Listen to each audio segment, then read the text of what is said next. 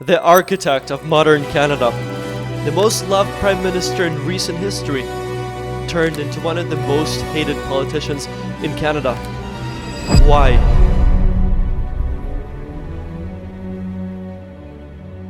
Over the last few years, I had the privilege of meeting the Prime Minister and some members of his cabinet to talk about what matters for people in Canada and simplify the complex.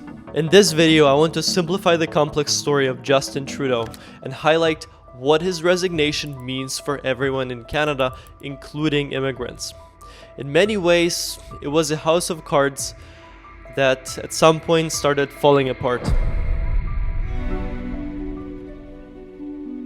The first two cards of this story are foundational. Justin was born on Christmas, 1971.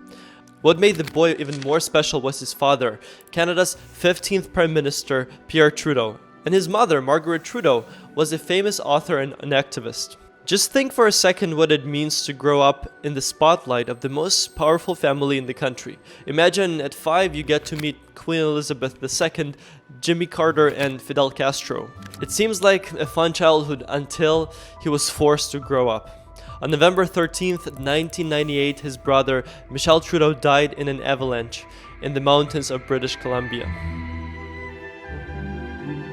Just 2 years later, in 2000, his father, the legendary Prime Minister, lost a fight against cancer.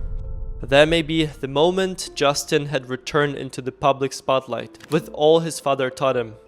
A young graduate of McGill and UBC with a bachelor's degree in education and very liberal views made a powerful eulogy at his dad's funeral. He came back to remind us of who we are and what we're all capable of. With the cards he was dealt, it was natural to rise again. In 2008, he was elected as a member of parliament for Papineau in Montreal. The key words he used were education, diversity, and empowerment. People described him as a young but very charismatic leader with a big heart for the middle class. That eventually propelled him into the leadership of the Liberal Party, and in 2015 he defeated Stephen Harper, and with his wife, Sophie Trudeau, they walked on the stage and he became the Prime Minister of Canada. It was a global success. The whole world was talking about the charismatic Prime Minister, who was the first Prime Minister to walk in the Toronto Gay Parade, and whose cabinet was gender equal. Speaking of, I need you to focus on some faces here. We'll need that for later. This used to be a neighborhood. Now it's a battlefield. The battlefields of Syria look and sound just the same after the US cruise. How did 2016 become the worst year for Syrian children? 2016, it's the first time Trudeau is tested on the geopolitical global stage. Under his leadership, the country takes in tens of thousands of Syrian refugees fleeing from the Assad regime. It turns into a total win for the government. He's loved and celebrated. At the same time, the immigration line keeps going up. The government sees very positive economic returns from students and temporary workers. They have no idea about the avalanche that's coming soon. Around the same time down south, Trump gets elected the first time. And this happens. Fighting with a friend, he and his advisors throwing punches at Canadian Prime Minister Justin Trudeau. He really kind of stabbed us in the back. There's a special place in hell for any foreign leader that engages in bad faith diplomacy with President Donald J. Trump. The president calling Trudeau dishonest and weak after the G7 summit in Quebec. That's where Trudeau made a measured comment calling new American tariffs on steel and aluminum insulting and promising to retaliate. Canadians were polite, we're reasonable, but we also will not be pushed around. As we all know now, this card will haunt the Prime Minister in horrible ways until 2025. But that's for later. Do you remember this member of the cabinet? Meet Jody Wilson-Raybould, Attorney General of the country at the time, and a real ace up his sleeve. The first Indigenous Attorney General and the third woman to hold that office. But it wasn't as smooth in 2019. Justin Trudeau and Jody Wilson-Raybould had a big disagreement when he asked her, as Canada's top lawyer, to go easy on a company that broke the rules, SNC-Lavalin. She said no, because she believed it was wrong, but later told everyone about what happened. This caused a lot of trouble for Trudeau because people thought he tried to bend the rules, and it hurt his image as a fair and honest leader. It ended with her resignation. Now pair this with his blackface pictures that got leaked and heavily criticized, as what he had thought was a cool party look came across very racist. These cards ruined part of the House. The federal election in 2019 was very difficult. At some point, the party was close to a loss, but Justin Trudeau managed to come out as Prime Minister once again. Team back to work, back to Ottawa with a clear mandate. We will make life more affordable. We will continue to fight climate change. We will get guns off our streets, and we will keep investing in Canadians. And she came with him. More about this card later. If you like this video, please consider giving it a thumbs up. Our team worked very hard to make it possible and bring this story in a simple yet an interesting format. And subscribe if you don't want to miss out on the important news coming out very soon with all this political drama. To stay in touch, let's connect on LinkedIn. You can see my profile over here. As the newly re-elected Prime Minister went back to work, the COVID-19 pandemic hit the world. It was undoubtedly the biggest challenge for every single country. Mass panic and deaths. People losing jobs and not knowing what to do. Imagine all this responsibility, reports of thousands of deaths, and the economy shutting down. What would you do? For Trudeau, this was an opportunity to step up as a leader. It was time to use another card, Chrystia Freeland. He directed his finance minister, Freeland, to send out money to all Canadians who lost jobs and Canadian businesses that lost customers so that they wouldn't shut down. On top of this, the government decides to attract more immigrants to cover the labor shortages and bolster the economy to dodge a recession, which was successful. But what at the time was an effective painkiller would come back as Trudeau's biggest problem in the future. Using his great success, Trudeau calls an early election in 2021 and wins in a minority government. But the victory turns out into something he never expected.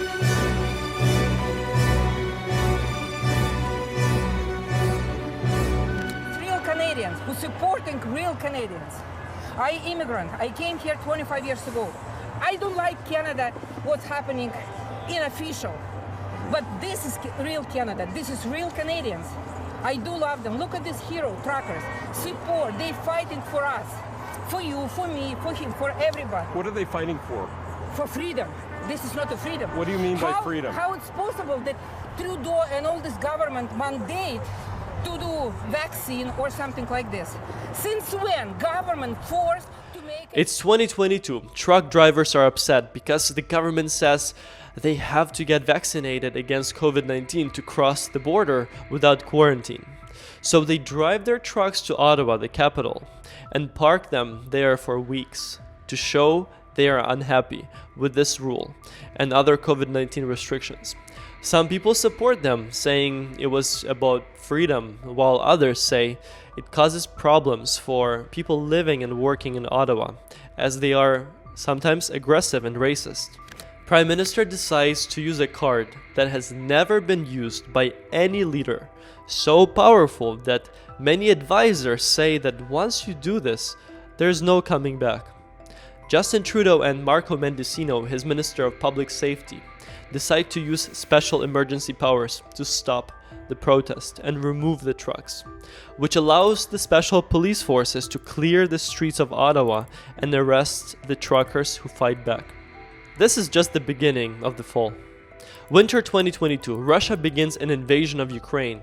The country manages to fight back with support of its powerful allies. For Justin Trudeau and his deputy, Chrystia Freeland, This is a great opportunity to show unwavering support, to show Russia that a war against your neighbor is unacceptable. Therefore, Justin Trudeau strongly supports Ukraine by providing military aid, humanitarian assistance, and welcoming Ukrainian refugees, about 200,000, through special immigration programs. He imposes heavy sanctions on Russia and personally visits Ukraine to show symbolic support. While Canada's contributions were smaller than countries like the United States, Trudeau's actions demonstrated deep commitment to helping Ukraine during the war fight for its freedom. But someone starts testing his international brand. While he's trying to manage the final stages of the pandemic and fight for Ukraine, at a G20 summit, China's leader Xi Jinping confronts Trudeau. Everything we discuss is then leaked to the paper, that's not appropriate. And that's not how the way the conversation was conducted.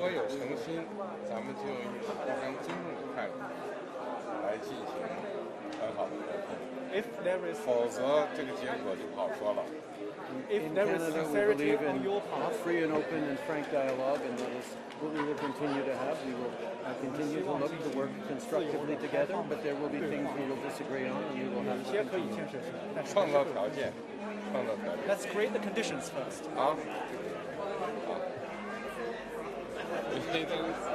Around the same time, there's ongoing foreign interference allegations about China interfering in Canada's elections.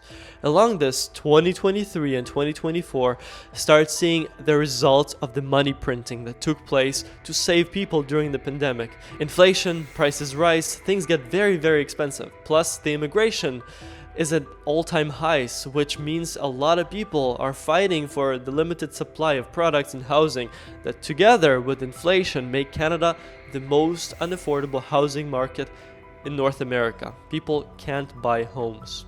So Trudeau pulls another card. Sean Fraser, his new Minister of Housing, a man who opens up the gates of building to satisfy the demand. But it's too late. Later 2024, Trump gets re-elected and immediately starts threatening his old enemy Justin Trudeau and Chrystia Freeland, who had outsmarted him 5 years ago. New details about that Trump-Trudeau dinner from two people who were at the table. We are told that when Trudeau told President-elect Trump that new tariffs would kill the Canadian economy, Trump joked to him that if Canada can't survive without ripping off the U.S. to the tune of $100 billion a year, then maybe Canada should become the 51st state and Trudeau could become its governor. He feels concerned. His own party members calling on him to resign. He thinks to himself, no matter how hard I try to hold it together, it feels like the foundation is crumbling, piece by piece, slipping out of my control. The morning of December 16th, 2024, during Sean Fraser's resignation press conference, the reporters start checking their phones. The one card supporting everything falls down as Chrystia Freeland resigns as Deputy Prime Minister and Minister of Finance, citing disagreements with Justin Trudeau's leadership and economic priorities. She criticizes Trudeau for focusing on costly political initiatives over long-term financial stability, calling his actions gimmicks to maintain public support. Her resignation exposes growing internal tensions within the Liberal Party itself and further weakens Trudeau's position, contributing to his eventual decision to step down. So last night over dinner, I told my kids about the decision that I'm sharing with you today. I intend to resign as party leader, as Prime Minister, after the party selects its next leader through a robust, nationwide, competitive process. This story is a reminder that we are nothing without other people's support. Also, everyone, even the most noble, powerful people, make mistakes. But when the stakes are as high as managing a country, you never know when the house might just fall apart. Immigration and money printing were essential parts of helping the country heal during the pandemic. But just like medicine, too much can kill. So what's next? A Liberal leadership race, which will identify the temporary replacement of Justin Trudeau until the federal election sometime before October 2025, in which Pierre Poilievre is likely to win. Regarding immigration, the recent immigration targets suggest that for temporary residents inside the country, their chance of getting PR is only about 5.2%. I made a detailed explanation of this along with ways to increase your chance of staying here in 2025. I really recommend you watch that video next. But before that, like this video and please let me know your thoughts in the comments. It's truly historic, and this Prime Minister has served his country well. Thank you for watching.